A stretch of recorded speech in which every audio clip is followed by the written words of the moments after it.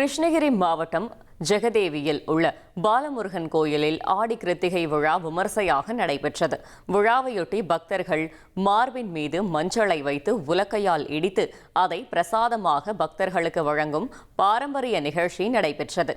மேலும் பக்தர்கள் புஷ்ப காவடி, மயில் காவடி ஏந்தியும் முதுகில் அலகு குத்தியும் முருகனை வழிபட்டனர்.